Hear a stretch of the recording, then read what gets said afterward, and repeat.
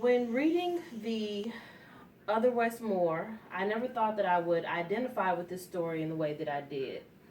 Upon reading chapter 5, I felt as though I was reading a story about myself.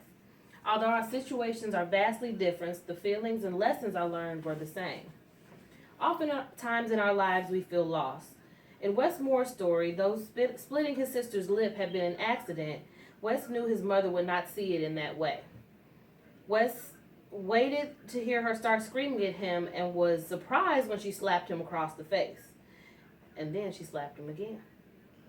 Wes remained quiet and motionless, and his mother left the room and made the decision to send Wes to military school. This related to me because I have a situation that's very similar in my life. I had a car accident that I didn't mean to do.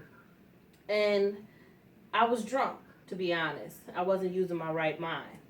I knew my mother would be upset, but I never thought that she would turn her back on me. As I laid in the hospital, I knew she would let me come home, but when she came to visit, she told me that I had to leave. And my only choice was to move into a sober living recovery home.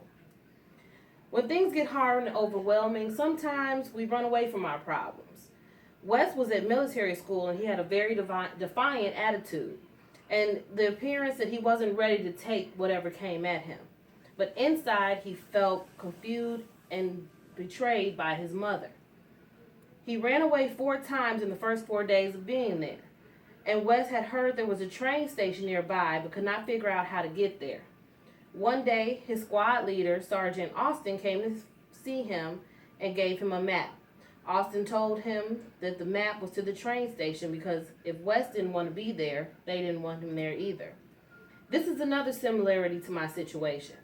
When I moved into the recovery home, my heart was broken. I felt like pure trash. I was angry, I had a bad attitude, and was rebellious towards the rules.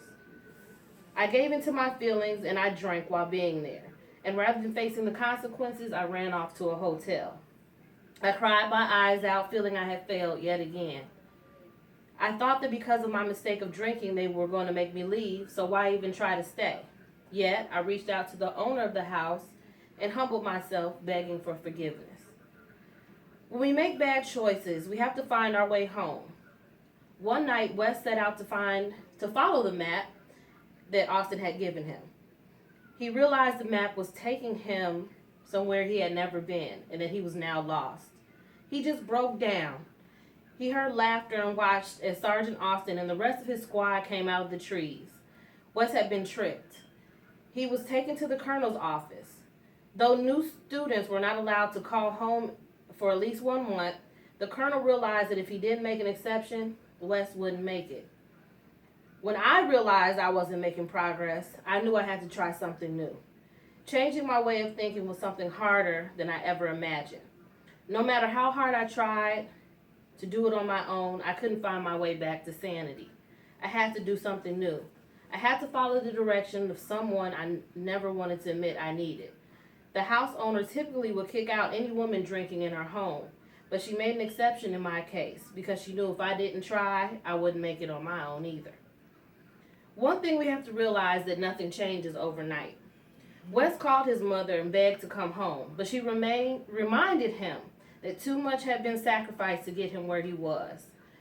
What Wes didn't know was that his mother had written a friend and family member and asked for money, and his grandparents had given up all of their money in order for him to stay in school.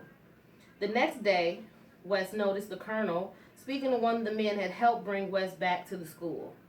The colonel came over and informed him that the man wanted to speak with him. In spite of myself, I was impressed. I had never seen anything like that before. I had never seen a man appear demand as much respect from his people. I had seen him demand respect in the neighborhood, but this was different. This was real respect, the kind you can't beat out of people. That's when I started to understand I was in a different environment.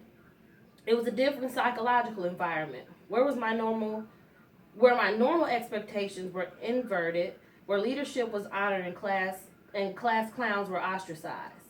Unbeknownst to Wes, his mother had requested that the man, Captain Hill, look out for him and serve as his mentor. Although time began to pass, I was still trying and wanted desperately to leave the recovery home and be back on my own. I reached out to my mother for advice. She told me that I had to do what was best and make a plan rather than running from my situation. She told me that she prayed every day and lost many nights of sleep, concerned that I might be going to fall apart. She reached out to the house owner daily to make sure I was okay. She had not thrown me away. I was not trash. She wanted me to take ownership and grow up. That's when I realized if I wanted to be treated like an adult, I have to act like an adult. If I don't want to be treated like a joke, I have to stop acting like one. No more time for pity parties. It's time for me to truly humble myself and grow up. The similarities to this chapter and the current issues going on in my life were shocking. You can never assume that because of the differences you have with a person that you can't relate to them in some way. We all have a story to tell. We can all learn from each other. And in this chapter, you see that you can grow stronger from any situation. Thank you for participating in this speech. And let me show you my audience member. Real fast.